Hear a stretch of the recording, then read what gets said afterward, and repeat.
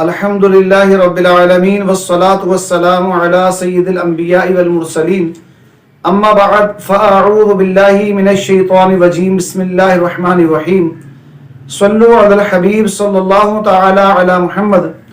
صلی اللہ تعالی علیہ وآلہ وسلم۔ یوں تو رمضان المبارک کی ہر ایک ساعت، ہر ایک گھڑی رحمت بھری ہے۔ اس میں اللہ تبارک و تعالی کی رحمتوں اور برکتوں کا نزول ہوتا ہی رہتا ہے، مگر اس ماہ مبارک میں ایک رات بہت زیادہ اہمیت کی حامل ہے جسے شب قدر کہا جاتا ہے۔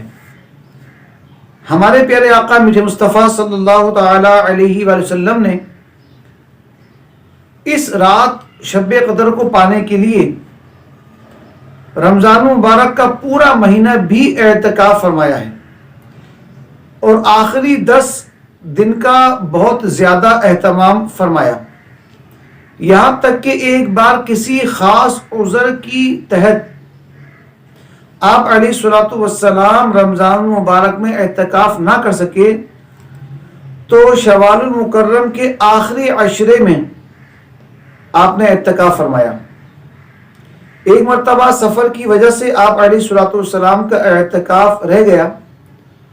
تو اگلے رمضان شریف میں 20 دن کا اعتکاف فرمایا۔ تو اس سے معلوم ہوا کہ حضور علیہ الصلوۃ والسلام رمضان مبارک کے آخری عشرے کا آخری 10 دن ہوتے ہیں، اس کا بالخصوص اہتمام فرمایا کرتے تھے کہ اس میں اعتکاف کیا کرتے تھے۔ پچھلی امتوں میں بھی اعتکاف کی عبادت موجود تھی۔ اللہ تبارک و تعالی نے سورہ بقرہ میں ارشاد فرمایا، وَعَهِدْنَا إِلَىٰ إِبْرَاهِيمَ وَإِسْمَاعِيلَ أَن طَهِّرَا بَيْتِيَ لِلطَّائِفِينَ وَالْعَاكِفِينَ وَالرُّكَّعِ السُّجُودِ۔ اور ہم نے تاکید فرمائی ابراہیم و اسماعیل علیہ السلام کو کہ میرا گھر خوب ستھرا کرو طواف والوں اور اعتکاف والوں اور رکوع اور سجود والوں کے لیے۔ نماز و اعتکاف کے لیے خانہ کعبہ کی پاکیزگی اور صفائی کا خود رب کعبہ عز و جل حکم ارشاد فرما رہا ہے۔ تو دیکھیے اس سے معلوم ہوا کہ اعتکاف کی عبادت پچھلی امتوں میں بھی یہ موجود تھی، اور پچھلے انبیاء کرام علیہ الصلوۃ والسلام نے بھی اعتکاف فرمایا ہے۔ مفتی احمد یا خان نعیمی رحمۃ اللہ تعالی علیہ یہ فرماتے ہیں کہ معلوم ہوا مسجدوں کو پاک صاف رکھا جائے، وہاں گندگی اور بدبو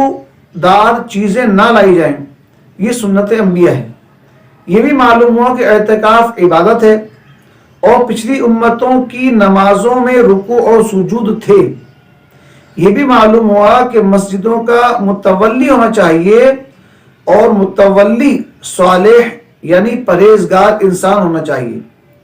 مزید آگے فرماتے ہیں کہ طواف و نماز و اعتکاف بڑی پرانی عبادتیں ہیں جو زمانہ ابراہیم علیہ الصلوۃ والسلام سے جاری و ساری ہیں، مطلب جب بھی یہ موجود تھی اعتکاف کی عبادت ابراہیم علیہ الصلوۃ والسلام کے دور میں بھی موجود تھی۔ اس کے بعد اللہ تبارک و تعالیٰ کے پیارے حبیب صلی اللہ تعالی علیہ وآلہ وسلم کا یہ معمول ہو گیا کہ ہر رمضان شریف کے عشرہ آخر میں اعتکاف فرمایا کرتے، اور اسی سنت کریمہ کو زندہ رکھتے ہوئے امہات المومنین رضی اللہ تعالی عنہن بھی اعتکاف فرماتی ہیں، مطلب وہ فرماتی رہی۔ پھر چنانچہ ام المومنین حضرت سیدتنا عائشہ صدیقہ رضی اللہ تعالی عنہ فرماتی ہیں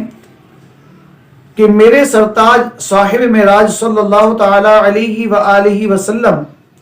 رمضان مبارک کے آخری عشرہ یعنی آخری 10 دن کا اعتکاف فرمایا کرتے، یہاں تک کہ اللہ تبارک و تعالیٰ نے آپ علیہ الصلوۃ والسلام کو وفات ظاہری عطا فرمائی، پھر آپ صلی اللہ تعالی علیہ وآلہ وسلم کے بعد آپ علیہ الصلوۃ والسلام کی ازواج مطہرات نے اعتکاف کی سنت کو ادا کیا۔ یوں تو اعتکاف کے بے شمار فضائل ہیں، مگر عاشقوں کے لیے تو اتنا ہی کافی ہے کہ پیارے آقا میٹھے مصطفیٰ صلی اللہ علیہ وسلم کی سنت مبارکہ ہے کہ رمضان المبارک کے آخری عشرے میں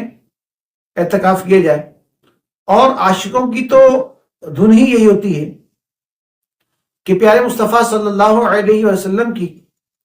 جو سنتیں ہیں ان پیاری پیاری سنتوں کو اپنایا جائے، ان پہ عمل کیا جائے، کیونکہ ہم نے یہ بھی جان رکھا ہے کہ جس سے محبت ہوتی ہے اس کی ہر ادا،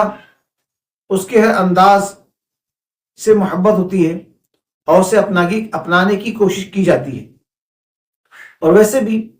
حضور علیہ الصلوۃ والسلام کی حدیث پاک بھی ہے کہ جس نے میری سنت سے محبت کی اس نے مجھ سے محبت کی، اور جس نے مجھ سے محبت کی وہ جنت میں میرے ساتھ ہوگا۔ تو اعتکاف کرنا پیارے آقا میٹھے مصطفیٰ صلی اللہ علیہ وآلہ وسلم کی سنت بھی ہے۔ تو کوشش کریں کہ اس ماہ رمضان کے آخری عشرہ میں اعتکاف کا سلسلہ کریں، اس سنت کو ادا کریں، اور کوشش کریں کہ اعتکاف میں سیکھنے کا سلسلہ ضرور ہو۔ قرآن پڑھیں، لیکن قرآن کو ترجمے کے ساتھ پڑھنے کی کوشش کریں اور تفسیر بھی پڑھنے کی کوشش کریں۔ احادیث طیبات ہیں انہیں پڑھیں، ان کی شرح پڑھنے کی کوشش کریں، اور پھر علماء اہل حق سے اس کے متعلق جانیں، معلومات حاصل کریں، اپنی نمازوں کو درست کریں، ان کی ادائیگی درست کریں، اور علم دین حاصل کریں۔ اللہ تبارک و تعالی ہمیں رمضان مبارک کے آخری عشرہ کا اعتکاف کرنے کی توفیق عطا فرمائے۔ بیان کی تمام جو غلطیاں کوتاہیاں سرزد ہوئی ہوں اپنے فضل و کرم سے اللہ تبارک و تعالی معاف فرمائے۔ آمین بجاہ نبی الامین صلی اللہ تعالی علیہ وآلہ وسلم۔